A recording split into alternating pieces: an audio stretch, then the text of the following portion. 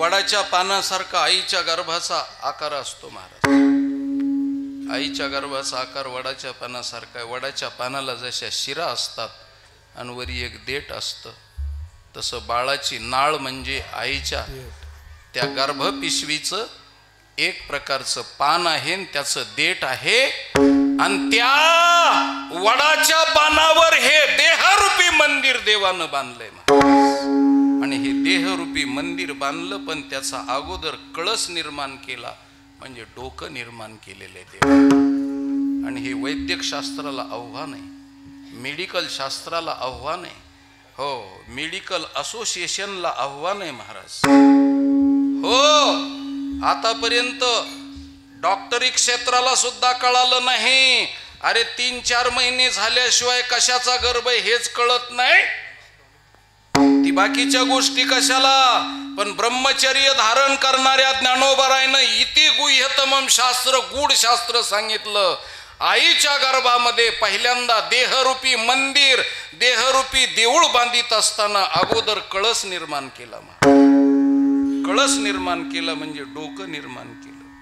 आता देवाला डोकं आहे म्हणून पहिल्यांदा डोकं निर्माण केलं. आता ज्यांना डोकं नाही त्यांच्यासाठी मी बी जास्त डोकं लावेत. तर डोकंच का निर्माण केलं त्याचंही शास्त्र सांगतो महाराज. डोकंच का पहिल्यांदा गर्भामध्ये आईच्या निर्माण केलं परमेश्वरानं, तर त्याचं एकमेव कारण आहे, कारण आईच्या गर्भामध्ये धारणा झाली की पहिल्यांदा प्राणाचा संचार होतो. सूक्ष्म शरीर शरीरात प्रविष्ट होतं आणि प्राणाचा संचार होतो. तो प्राण कुठून शरीरात जातो महाराज, तर डोक्याच्या कवटीतून जातो. अगोदर डोक्याची कवटी निर्माण करावी लागते. मन गेट वे ऑफ बॉडी, बॉडीचं प्रवेशद्वार कुठं असेल तर हे 10वं छिद्र आहे. 10वं त्याला ब्रह्मरंध्र, सहस्राधार चक्र, मूर्ध्न्य असं बोललं जातं. आणि इथं 10वं छिद्र आहे. त्या 10व्या छिद्रातून शरीरात प्राणाचा संचार होतो. नंतर महाराज शरीरातले बाकीचे अवयव वाढायला सुरुवात होतात. पुन्हा पुढे सांगतो तुम्हाला, माणूस मरतो अजून डॉक्टरला कळत नाही. नाडी बंद पडली की डॉक्टर सांगतात की माणूस मेला. हृदय क्रिया बंद पडली की डॉक्टर सांगतात माणूस मेला. पण खरा माणूस कधी मरतो, तर ज्या वेळेस त्याला अग्निदहन दिलं जातं आणि डोक्याची कवटी फटकन फुटते त्यावेळेस खरा प्राण जातो.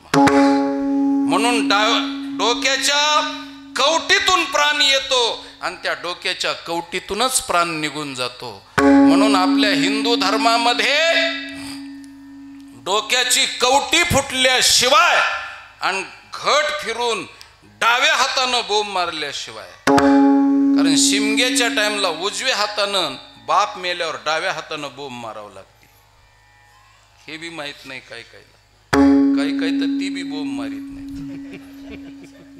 फिरविला घट फोडीला महावाक्य ध्वनी बोंब झाली. आणि महाराज हो त्यांनी बोंब मारली की त्याचं ऊर्ध्वगमन झालं. आता रडायला हरकत नाही म्हणून तिथून पुढं नातेवाईकानं रडायचं नाही, तर तोपर्यंत रडायचं नाही. आणि मेल्या मेल्या जर रडलं तर त्या माणसाला कळतं माझ्यासाठी कोण आलंय. आणि म्हणून ते सूक्ष्म शरीर स्थूल शरीरात येण्याचा प्रयत्न करतं. आणि यमाच्या हातात त्याची संपूर्ण बागदोर असल्यामुळे त्याला तकलीफ होते. म्हणून मेल्या मेल्या रडू नये, बोंब मारल्याच्या पुढं रडायचं असा हिंदू धर्मातला रीतरिवाज आहे. आता त्याला कळत नाही, आता रडायला हरकत नाही. म्हणून डोक्याच्या कवटीतून प्राण जातो आणि डोक्याच्या कवटीतूनच येतो. म्हणून हे मुख्य द्वार आहे, शरीराची ही राजधानी आहे. म्हणून अगोदर कळस निर्माण केला परमेश्वरानं आणि नंतर शरीर निर्माण. विठ्ठल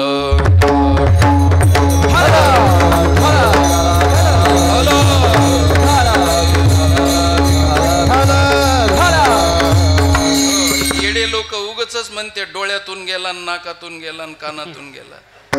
डोळ्यातून जात नाही. अरे मरायच्या टाइमला जवळ कोणी नव्हतं आणि त्याला त्रास व्हायला लागला म्हणून त्याने असे डोळे वटारले आणि ते वटारलेले डोळे खाली करायचे राहिले म्हणून लोक म्हणते डोळ्यातून प्राण गेला. डोळ्यातून प्राण कधीच जात नसतो.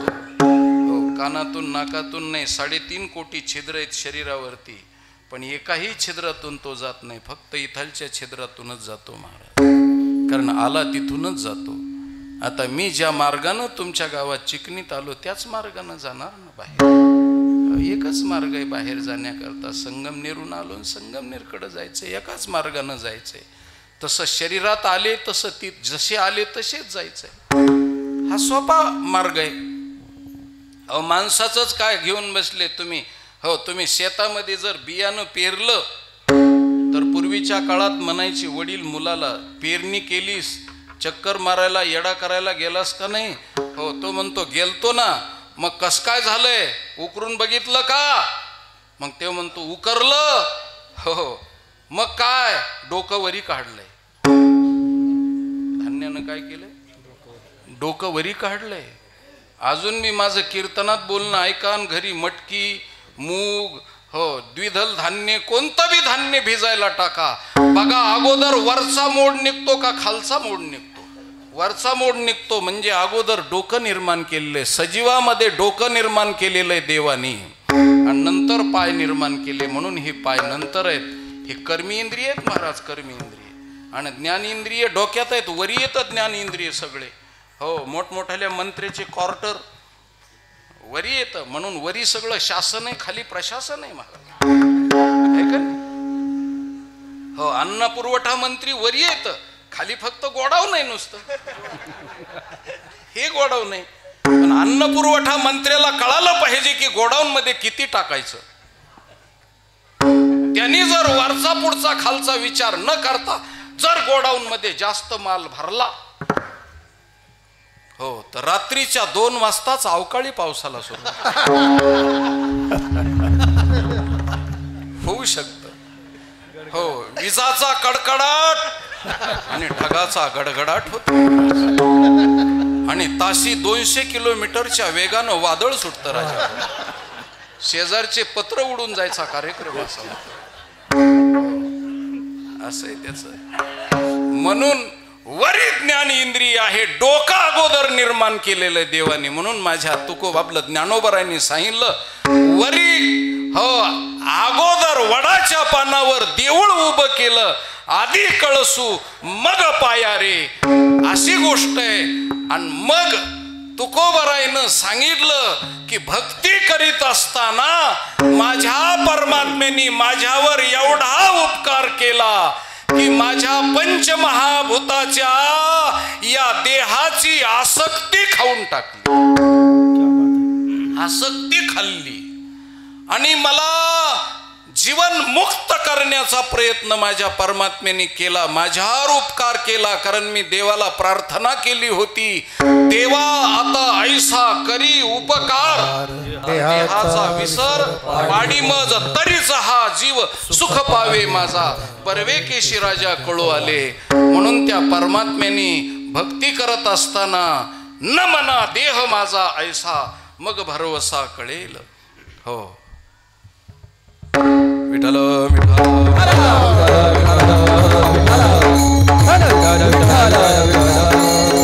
देहाच्या निराशे पाविजे ठाया माझी ऐसी काया जवनो हे.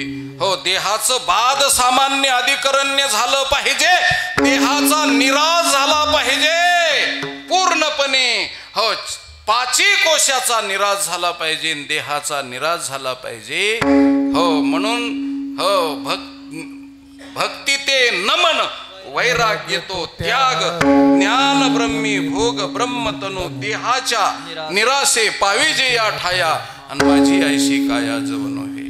म्हणून देवानं माझ्यावर उपकार केला, देहाची आसक्ती खाऊन टाकली आणि आता भक्ती करीत असताना माझी या देहाची मज नाही. आता महाराज कुत्ता जाने और चमडा जाने, कारण देहाचा अहंकारच नष्ट झाला. हा विचारोनी अहंकारू सांडीजे मग अस्तीची वस्तू होई जे तेने आपली स्वस्ती सहजे आपण केली. म्हणून देहाचं ममत्व खलास झालं, देहाचा निराश झाला आणि देहाची आसक्ती समाप्त झाली. आता देह जावो अथवा राहो, आम्ही तो केवळ वस्तूची आहो की दोरी सर्पत्व व्हावो दोराची कडोनी. आता काही नाही, देह गेला काय राहिला काय. म्हणून देवानं माझ्या देऊळ खाल्लं. आणि अशी भक्ताची तयारी देवाला देऊळ खाऊ घालण्याची ज्या दिवशी होते त्या दिवशी माझ्या भगवंताचं पोट भरतं महाराज. तोपर्यंत पोट भरत नाही. म्हणून देवाला खाऊ घालणारा भक्त हो निर्माण झाला पाहिजे. आणि माझ्या महाराष्ट्रात असे भक्त निर्माण झाले. आणि तुकोबाराईनं हे पाहिलं आणि देहाचा निराश केलेले आणि देहावरती उदास झालेले आणि देहाविषयी काय कुठल्याच प्रकारची हो आशा नाही महाराज. आणि असे हो आशा विरहित झालेले भक्त. आणि त्या भक्ताकडं पाहिलं माझ्या भगवंतानी हो परमार्थामध्ये उपकार केला. खरा उपकार तोच आहे महाराज. देवानं आपलं देऊळ खाऊन टाकावं म्हणजे देहाची आसक्ती समाप्त व्हावी. अशी ज्यावेळेस अवस्था होईल त्यावेळेस उच्च कोटीच्या भक्तीचा सिद्धांत आपल्याला प्रतिपादन झाला. म्हणून तुकोबाराने सांगितलं आतापर्यंत नाही पण माझ्या महाराष्ट्रात असे शेकड्यांनी भक्त झाले की त्यांनी देवाला देऊळ खाऊ घातलं. आणि देवानेही ते देऊळ खाल्लं. आणि सरते शेवटी एकदा देऊळ खाल्ल्याच्या नंतर हो हे पुढचा सभा मंडपही खाऊन टाकला आणि मधला गाभाराही खाऊन टाकला. 4 प्रकार आहेत देवळाचे. पुढचा सभा मंडप असतो, त्याच्यानंतर विना मंडप असतो हो, त्याच्यानंतर भजन मंडप असतो आणि त्याच्यानंतर गाभारा असतो. असे 4 मंदिर असतात.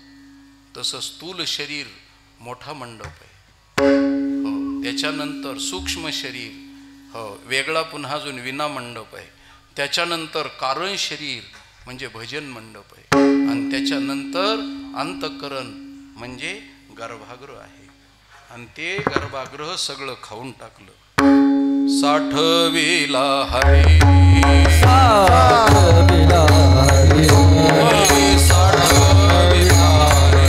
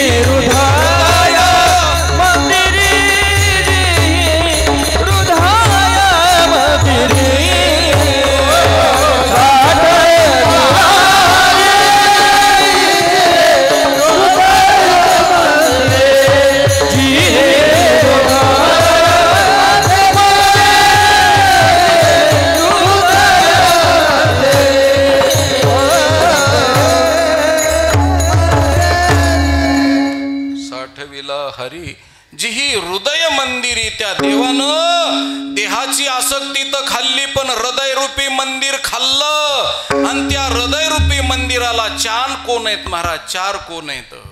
ते 4ही बी कोण खाल्ले. ते 4ही कोपरे कोणते आहेत महाराज. मन बुद्धी चित्त आणि अहंकार. हे 4ही बी देवानं खाऊन टाकले महाराज. भक्ताचं मन मनपणानं शिल्लक ठेवलं नाही. मन हे राम झाले मन हे राम झाले प्रवृत्ती ग्रासोनी कैसे निवृत्ती आले. मन हे राम झाले मन हे राम झाले हो मन खाऊन टाकलं हो बुद्धी खाऊन टाकली महाराज हो. बुद्धीचे वैभव नाही तुझे का केशवराजे सकळ सिद्धी. बहुशाखा असलेली बुद्धी महाराज खऱ्या अर्थानं पाहिलं तर एकाग्र केली ती देवानं खाऊन टाकली. कारण अनेक बुद्धीचे क्षणोक्षणा पालटे दुर्बुद्धी ते मना कदा नुपजो नारायणा. अशी बुद्धी खाल्ली महाराज. अमृतानुभवात माऊलीनं लिहिलेलं आहे, बुद्धी बोध्या सोके परी एवढी वस्तू चुके. हो, बुद्धी सगळ्या ठिकाणी जाणते पण परमात्म्याला जाणत नाही. विस्तवावरती मासी बसते पण महाराज ती दुसऱ्या ठिकाणी बसते पण विस्तवावर बसत नाही. विस्तवावर बसली की ती विस्तवरूप होते. तसं बुद्धी सगळ्या ठिकाणी जाणते पण एवढी वस्तू चुके, परमात्म्याला ती जाणत नाही. आणि एकदा ती जाणायला गेली तर ती देवरूप होते. देव पाहवयाशी गेलो तेथे देवाची होनी ठेलो. म्हणून बुद्धी राहिली नाही. चित्त माझे चित्त तुझे पायी राहे ऐसे करी काही. धरोनिया बाही भवातारी दातारा थोडी आहे चित्त साह्य झाली. देवानं ते चित्त सुद्धा खाऊन टाकलं महाराज. चित्त चोरीले नंदाच्या नंदनी तुका येणे गरुड ध्वजे. भगवान परमात्म्याने चित्त खाऊन टाकलं. मन बुद्धी अहंकार हा विचारूनी अहंकारू सांडी जे मग आस्तीची वस्तू होय जे. आपुली स्वस्ती सहजे आपण केले. या पद्धतीनं चारी बी कोण खाऊन टाकले. असं मोकळं केलं महाराज. हो, भक्ताला मोकळं केलं म्हणजे काम नाही झालो पाही रिकामा. अशी अवस्था निर्माण केली. आणि खरी भक्ताची ही अवस्था व्हायला पाहिजे. आणि म्हणून तुकोबराय म्हणतात, माझ्यावर उपकार केले आणि मग पाणी कोरडच राहिलं. आता पाणी कस काय कोरडं राहिलं? हो, पाणी कोरडं कस काय राहिलं? कारण कोरड्या पाण्याचे सुद्धा प्रकार आहेत महाराज. आता कोरड्या पाण्याचे प्रकार कोणते कोणते मला तितका वेळ नाही सांगायला, पण 5 मिनिटात सांगतो. कारण म्हणताना 8 ते 10 कीर्तन, पण होताना 8:30 ते 10:30. पण तरी सुद्धा तुम्हाला तकलीफ देत नाही मी. त्याच्या अगोदरच सोडण्याचा प्रयत्न करतो. कारण का तर बरेचसे लोक मला 10 वर्षापूर्वी मी आलो होतो. आणि भाऊनी सांगितलं मला की तुम्ही इथं नाथाच्या घरची उलटी खून अभंग घेतला होता आणि त्या टाइमला 2च चरणावर बोललात. हो, कारण मला 2च चरण असल्यामुळे 2च चरणावर बोललो. आणि आता हा अभंग घेतला तरी 2च चरणावर बोलतो मी. जास्त तकलीफ देत नाही तुम्हाला. पण जुन्या 10 वर्षापूर्वीच्या ओळखी असल्यामुळं काही लोक मला मानाने खुणवायला लागलेत महाराज. बिचारे झोपणारे जे लोक आहेत ते म्हणतात, महाराज बसा. ते म्हणतात तुम्ही जेवला असताना पण आम्ही जेवायचे राहिलो. जरा महाराज थोडंसं दुसऱ्याचा काही विचार करी जा बसा. हो, म्हणून काही डोळ्याच्या खुणा करतेत, काही मानाच्या खुणा करतेत. काही बिचारे जे भोळे भाबडेत ते नुसत्या पापण्या हलवितात. आणि काही म्हणतात असं कपाळाला हात लावून. हो, काही इतके नाराज झालेले जणू मड्याजवळ बसले तर असे नाराज झालेले काही. हो, आणि काही न तर हे दोन्ही गुडघेवरी केलेत आणि चुलीच केल्यात. असे उग वाटतं त्या चुलीवर चहाचं पातेलं ठेवून खालून जाळ लावावं असं. हो, मोकळ्या मनानं बसा, जास्त वेळ तकलीफ देणार नाही तुम्हाला. काही नाही चुली केल्यात. हो, काही वेगळ्या खुणा करतेत, काही वेगळ्या खुणा करतेत. म्हणून तुम्हाला तकलीफ देत नाही महाराज. हो, काही तर भलतेच नाराज झालेले. हो, तुमच्या काय ऊस तोडीच्या उचलली आलो नाही का काय? भलतेच नाराज झालेले काही तर महाराज. हो, काय म्हणते तर काही असो, जाऊ द्या, जास्त तकलीफ देत नाही तुम्हाला. कारण ते बी आता मी जाता सर्व गावकरी मंडळीला सांगतो, तुम्ही आतापर्यंत 45 वर्ष झालं 9 ते 11चं कीर्तन ऐकलेलं आहे. पण आता आधुनिक काळामध्ये 7 ते 9च्या कीर्तनाची प्रथा निघालेली महाराज. 7 ते 9चं कीर्तन करा.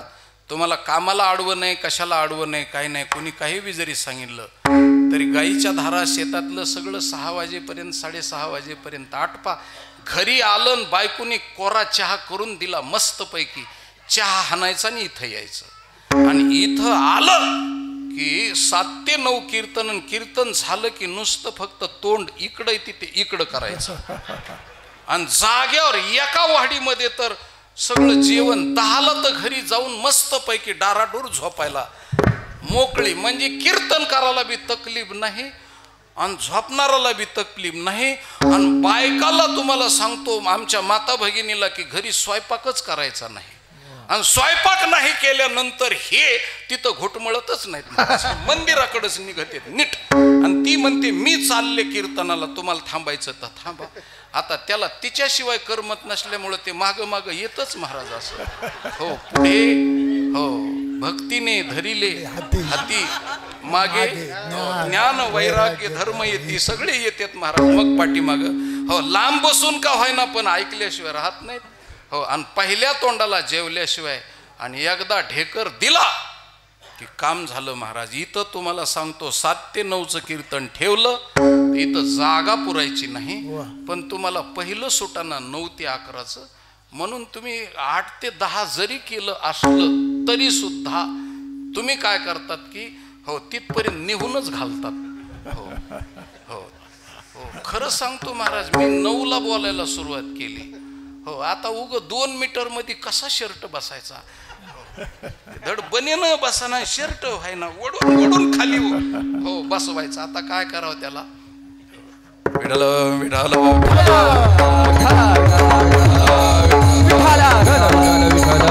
आम्हालाही सांगा वाटतं तुम्हाला ऐका वाटतं, पण काय करावं. 2 शर्ट आपलं मीटर मध्ये शर्ट बसाना ना, काय केलं पाहिजे त्याला. कारण नाव ठेवलेलं आहे 8 ते 10चं आणि 10 तर वाजून गेले तर म्हणून लोक घड्याळीकडे पाहायला लागलेत. पण माझी घड्याळ जरा थोडीशी मागं चलते थोडीशी. तिला सांगतो मी कीर्तनाच्या टाइमला मागं सरत चलत जा, पण ती ऐकत नाही, ती जरा जास्तच मागं चलते. हो विठाल विठाल पाणी कोरडच राहिलं या शब्दाचा अर्थ आहे महाराज. स्वप्नामध्ये तुम्हाला हो पाणी नदीला आलेलं पाहिलं आणि एक जणांनी उडी टाकली नदीमध्ये आणि नदीत उडी टाकल्याच्या नंतर हो कपड्यासकट उडी टाकली स्वप्नामध्ये बरं का. हो आता तुम्ही फक्त स्वप्नातच पहा, जागृतीत पाहायचं असेल तर बीडमध्ये या. हो 5-5 किलोमीटर नद्या बाजूला गेल्या अशा पात्र सोडू सोडू. हो तुम्ही नुसते आपलं नुसतं स्वप्नामधलं पाणी. मग आता स्वप्नात जर तुम्ही पाण्यात उडी टाकली तर तुमचे कपडे भिजले का नाही? कस काय भिजले नाहीत? कपडे भिजायची प्रक्रिया वेगळी आहे का?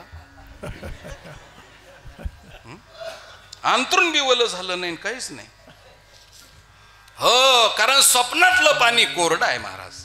एक दुसरी गोष्ट सांगतो, हो आमच्याकडं पाणी आलं एवढं पाणी आलं की महाराज आमच्या डोळ्यात पाणी राहिलं नाही.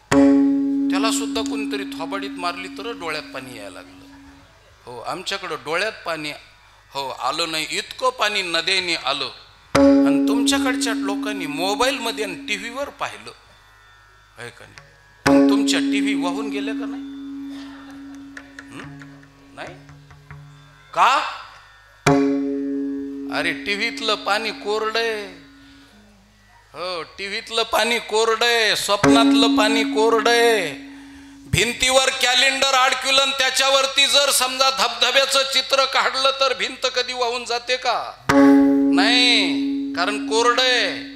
पण एक जणांनी शासनाकडून पैसे मिळायचेत म्हणून धबधब्याचं चित्र काढलं त्यानेच भिंत वाहून गेली, काढले पैसे महाराज त्यांनी. माणसं हुशार आहेत सध्या. हो धबधब्यानं भिंत वाहून गेली म्हणले आमची. हो खरं तर त्याच्यावर त्यांची भिंत उभी आहे. काही काही लोकांना फुकटाचं खाल्ल्याशिवाय त्यांची भिंतच उभी राहत नाही महाराज. हो म्हणून काही काही नाही. हो त्या भिंतीवरती इलेक्ट्रॉनिक्सचं एक मशीन निघालेलं आहे, प्लग मध्ये पिन खवली आणि बटन दाबलं की त्याच्यातून महाराज असत हो पाणी वाहिलेलं दिसतं. चिमण्या चिवचू चिवचू चिव करतात, पण ते पाणी कोरडच आहे महाराज. त्याच्यामुळं घर वाहत नाही. हो त्याच्यानंतर तुम्हाला सांगतो, हो पडदा असतो पडदा सिनेमाचा, त्याच्यावर आग लागली तरी पडदा जळत नाही. कुठं पाणी वाहिलेलं दाखविलं तरी पडद्यावरचं पाणी कोरडच आहे. त्याच्यानंतर शब्दानं तोंडानं पाणी पाणी पाणी पाणी पाणी म्हणलं तर तहान भागत नाही. शब्दाचं पाणी कोरड आहे. तसंच पाणी शब्द लिहिल्यानंतर त्याचं पाणी कोरडं आहे. म्हणजे पाणी शब्द जर हाताने लिहिला तरी कोरडं आहे, तोंडानं पाणी म्हणलं तरी कोरडं आहे. हे पाण्याचे कोरड्याचे प्रकार सांगितले. पुन्हा याच्यानंतर शेवटचं पाणी 2 प्रकाराचं सांगतो. मृगजळाचं पाणी कोरडं आहे. हो, जे पाणी सकाळी नसतं, जे संध्याकाळी नसतं, हो मध्येच दिसतं. येर मध्ये प्रतिभासे ते मायावशे दिशे. हो, म्हणून मध्ये दुपारच्याला भासतं ते मृगजळाचं पाणी. अमृतानुभवात माऊलीनं सांगितलं, मृगजळ जेत उमंडे नुमंडे ते तासे पाकोरडे. अरे मृगजळ जिथून उमंडलं नाही, वाहवलं नाही, तिथं कोरडं असल. पण माऊली पुढं लिहितात, मृगजळ जेत उमंडे तेत जोडे. ओलांशू काही तिथं काही थोडं ओलं लागतं का? उकरलं तर नाही. जिथून गंगा वाहिली तिथं बी कोरडं आहे. म्हणून मृगजळ दिशे साचपणा ऐशे आणि खोटियाचे पिशे उरफोडी. मृगजळाचं पाणी कोरडं आहे आणि सरते शेवटचं पाणी कोरडं सांगतो महाराज. कारण मंदिर बांधायला पाणी लागतं, पण JCBनं मंदिर पाडायला पाणी लागत नाही. तसं जगत आणि देह निर्माण करण्याकरता माया नावाच्या पाण्याची गरज आहे. पण देहाचा बाध करीत असताना, निराश करीत असताना माया नावाच्या पाण्याची गरज नाही. ज्याला ज्ञानोबारायनं आणि भगवंतांनी दैवी हेशा गुणमयी मम माया दुरत्यया, हे मायेचं पाणी जे भगवंतानं सांगितलेलं आहे, हे मायेचं पाणी कोरडं राहिलं. कारण का? आसक्ती निराश करण्याकरता मायेची गरज नाही. उरपाट मा म्हणजे जी आणि या म्हणजे नाही. जी नाही ती अविद्या येणे नावे, जी विद्यमानची नव्हे, अशी अविद्या माया असणारी या मायेचं पाणी कोरडं राहिलं. म्हणून महाराजांनी सांगितलं, देवे देऊळ शेविले उदक कोरडेची ठेविले नव्हे मत. हे माझं मत नाही, हे माझं गुपित नाही, हे माझा उखाणा नाही, हे माझं उमान नाही, हे माझं कोडं नाही. हो, हे तुम्हाला समजून घ्यायचं असेल तर तू आपण आपे पाहे, तुझी तुला तू ओळख. आणि एक काम कर, पाटेपूर ओसंडला म्हणजे पाटानं, हो अज्ञान नावाच्या पाटाला इतकं पाणी आलं, इतकं पाणी आलं. मायेचं पाणी अज्ञान नावाच्या पाटाला आलं आणि त्याच्यामुळं भक्तीच्या आनंदाचा रस आणि भक्तीच्या आनंदाचं असं भरत आलेलं समुद्राचं ते तुंबून राहिलं. महाराज अंगी प्रेमाची भरते नेगे उतार चढते. असं चढतंय. हो, कारण प्रेमाची व्याख्या करीत असताना नारदानं नारद भक्ती सूत्रामध्ये सांगितले, गुणरहितम कामनारहितम प्रतिक्षणम वर्धमानम अवचिन्नम सूक्ष्मतरम अनुभव रूपम. जे वर्धमानम वाढत राहतं तैसे वाढतेनी. हो, प्रेमे माते भजती जे महात्मे वर्षाकाळी सरिता जशी चढू लागे पंडुसुता. या न्यायानं महाराज हे पाणी वाढतं व्हायला पाहिजे. पण अज्ञान नावाच्या पाटानं पाणी ते अडवून ठेवलं आणि अज्ञानानं बांध घातला. आणि महाराज कंठी प्रेमदाटे नैनी नीरलोटे हृदयी प्रगटे रामरूप ही अवस्था व्हायला पाहिजे, पण झाली नाही. आणि का झाली नाही त्याचं कारण आहे, एक बाळी 2 कानात घातली नाही. तुम्ही म्हणताल महाराज एक बाळी 2 कानात कशी काय? हो, एक कानात 1 बाळी घालणारा बाळ्या पाहिला आम्ही. 1 कानात 1 बाळी. आणि 1 बाळी ज्याच्या कानात आहे त्याच्या नादाला लागायचं नाही बरं का. कारण ती प्रक्रियाच वेगळी आहे. कारण ते गुंडाळ असतं म्हणून 1 कानात 1 बाळी असतं. हो, त्याच्या नादाला बिलकुल नाही लागायचं. हो, आता आमच्या महाराजाची, वरपे महाराजाची माझी, तुम्ही आता फेट्याच्या खाली पाहिलं तर नुसतं असं गांधी रोड आहे, असं मस्तपैकी चमन आहे. हो, पण नुसता चमन पाहिला की नाही, खाली पॅन्ट आणि शर्ट असेल आणि चमन असेल तर त्याच्या बी नादाला लागायचं नाही. पण धोतर आणि शर्ट आणि वरी चमन असेल तर मग मात्र सात्विक आहे महाराज, अशी गोष्ट आहे. म्हणून काही काही गुंडाळ प्रवृत्तीच्या लोकांची लक्षणं असतात. 1 कानात 1 बाळी असली की जमत नाही. हो, 2 कानात 2 बाळ्या. महाराज लोक 2 कानात, हो आमच्याकडचे गडकरी फडकरी वगैरे 2 कानात 2 बाळ्या घालते. तर हो, आता ते जरी दिसायला बाळ्या असले तरी सुद्धा बाळ्या घातल्यामुळं ते बाळ्या नाहीत दिसत महाराज असे. हो, अशा बाळ्या. पण 2 कानात 1 बाळी कस काय? तर ह्याचं एकमेव कारण आहे. आता तुम्ही हे कीर्तन ऐकता ते 2 कानानं ऐकता का 1 कानानं? 2 कानानं. तर कीर्तन नावाच्या उपदेशाची बाळी जोपर्यंत भगवंताच्या स्वरूपाच्या कथाकथनाची बाळी एकाच वेळेस 2 कानात जात नाही तोपर्यंत आम्हाला भगवंतांनी देऊळ खाल्लेलं कळत नाही महाराज. म्हणून गुरु उपदेश नावाची बाळी आहे. गुरुच्या सानिध्यात बसायचं. गुरु उपदेश एकाच वेळेस गुरुच्या मुखातून निघालेली बाळी त्या 2 कानात जाते. कारण उपदेश म्हणजे कान टोचणे महाराज. कान टोचणं. म्हणून कीर्तन ऐकायला येणारी लोक कान टोचायसाठी आलेले असतात. आम्ही कधी कधी कीर्तनाला गेल्यावर काही घरचे लोक म्हणतात, महाराज आलात ना तुम्ही मुक्कामाला राहिलात ना तर आमच्या पोराचे कान टोचून जा. मी म्हणलं तुमचा पोरगा किती वयाचा आहे? नाही म्हणले 27 वर्षाचा आहे. म्हणलं 27 वर्ष अजून त्याचे कान टोचलेच नाहीत का? नाही म्हणले टोचले महाराज, ह्या उन्हाळ्यात टोचलेत. म्हणलं कोणी टोचले? म्हणले हळद लागली आणि त्याच्या बायकोनं त्याचे कान टोचले. मी म्हणलं ज्याला एवढा मोठा गुरु भेटलेला आहे तिथं आमचं काही चालत नाही. आम्ही लघु गुरु येतं आणि ते मोठे गुरु येतं. तुम्हाला जर त्याचा उपदेश ऐकून घ्यायचा असेल तर तुम्हाला सुनाला शिष्यस्तेहम शादिमाम त्वं प्रपन्नम तिकडच तुम्हाला शरण जावं लागेल आणि त्यांना गुरु करावं लागेल तरच जमल. म्हणले आम्ही काय फुला डुलावाले कान टोचणारे सोनार नाहीत महाराज.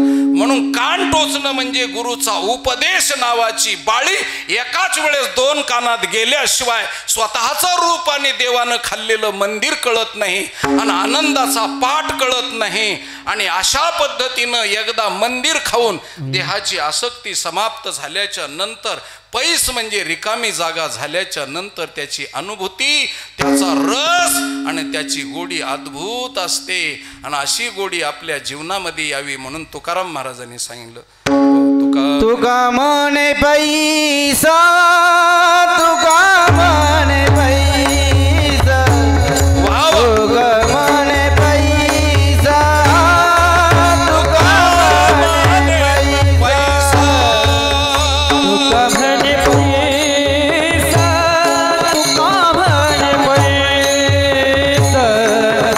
तुका म्हणे पैसा, तुका म्हणे पैसा,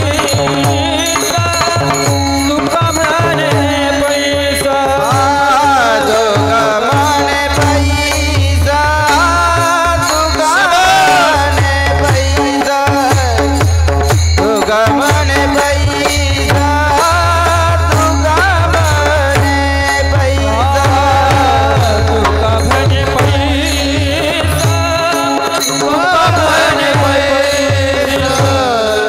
तुका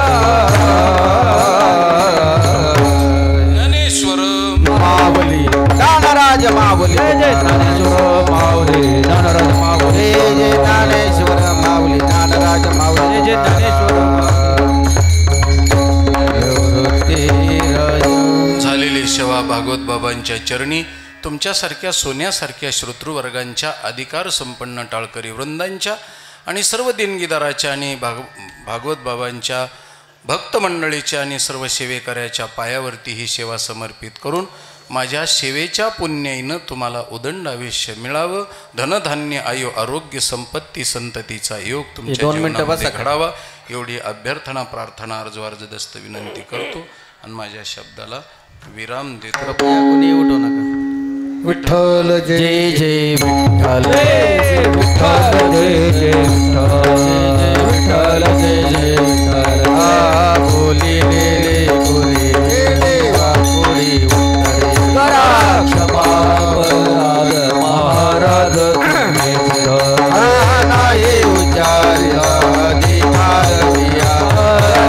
क्षमा महाराज तुका म्हणे ज्ञानेश्वरा, राधा बाया बाई गई का